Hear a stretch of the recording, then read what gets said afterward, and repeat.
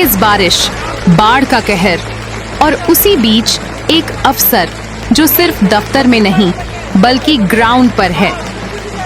गौतम बुद्ध नगर की जिलाधिकारी मेधा रूपम खुद पहुंची यमुना नदी के बढ़े जल स्तर से प्रभावित परिवारों के बीच। नोएडा सेक्टर 135 और 150 में राहत शिविरों का निरीक्षण किया। खान पान, चिकित्सा, स्वच्छता, बच्चों की पढ़ाई तक का पूरा ध्यान। बच्चों को किताबें दी, महिलाओं को सैनिटरी पैड बांटे और हर व्यवस्था को खुद जांचा। ऐसी सेवा भावना, ऐसा जज्बा, क्या हर जिले को चाहिए ऐसी डीएम? वीडियो पर कमेंट करें और बताएं क्या आपको ऐसे अफसर पसंद हैं? और हाँ, गाजियाबाद 365 को जरूर फॉलो करें।